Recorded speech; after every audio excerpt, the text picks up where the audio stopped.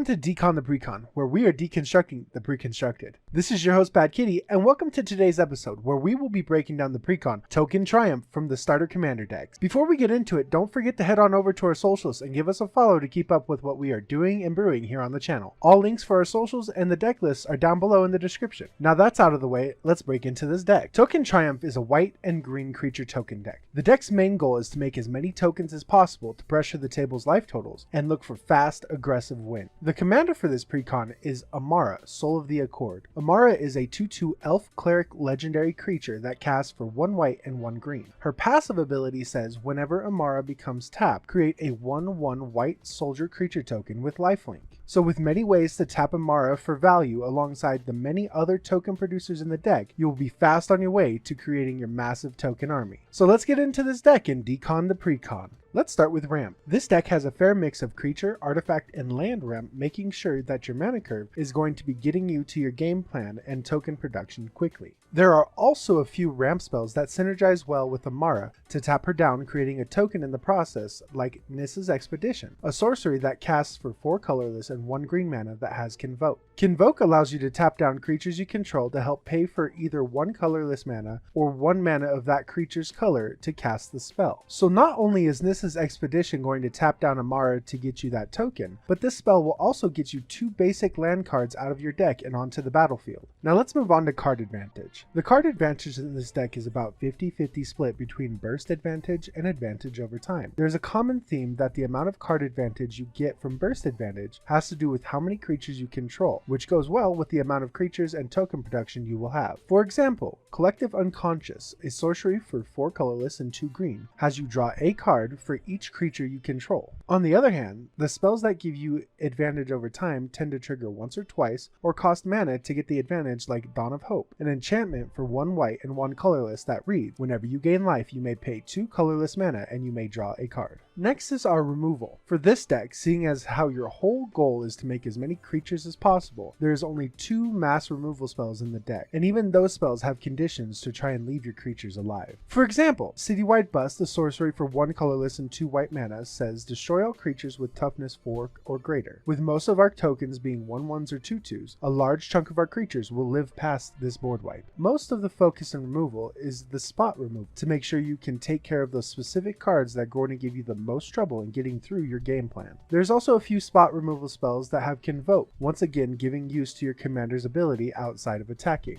For example, there's Conclave Tribunal, an enchantment that costs 3 colorless and 1 white mana to cast, but also has Convoke. The spell reads, when Conclave Tribunal enters the battlefield, exile target non-land permanent an opponent controls until Conclave Tribunal leaves the battlefield. With your many creatures, this almost makes it a free exile spell to cast and take care of any non-land permanent. The next category is the most important for the deck, the game plan.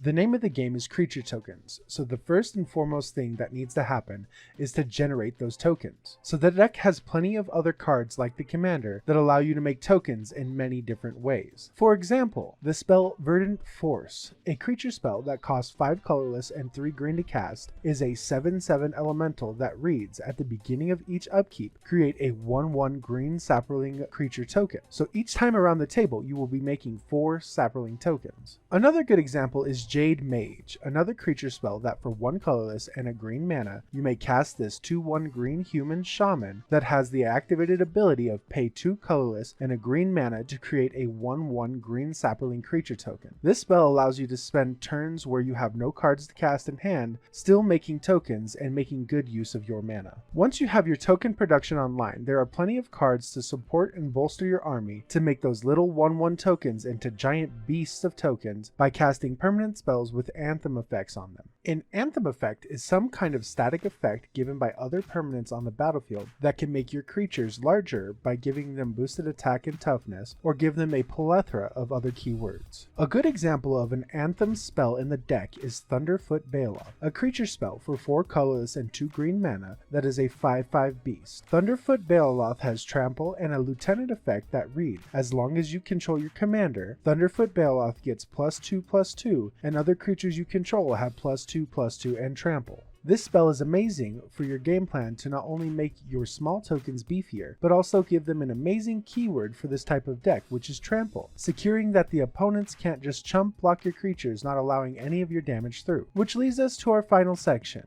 Last but not least, game closers. There are only a few spells that give you the ability to drastically change the pace of the game or even end the game in one go. Most of the legwork in this deck will be done by producing as many creatures as you can, along with casting as many anthems as you can to make your army be filled with many beefy tokens. But to really run down the opponent's life totals and close the game out, you are looking at one of the classic pump spells, Overrun. A sorcery spell that costs 2 colorless and 3 green mana to cast will give your creatures +3/+3 and trample until end of turn. With only 1 or 2 creatures on the battlefield, this doesn't do much in the way of ending the game, but with as much token synergy and anthems there are in this deck, this spell can turn 10 1/1 creatures into 10 4/4 creatures or better, really pressing down on the life totals or just fully ending the game, depending on how far out of hand your tokens got. In closing, this deck seeks to make as many token creatures as it can so that it can land one or more of its many anthem effects to turn a meek army into one of mighty creature tokens to break down the opponent's defenses and drive home the victory.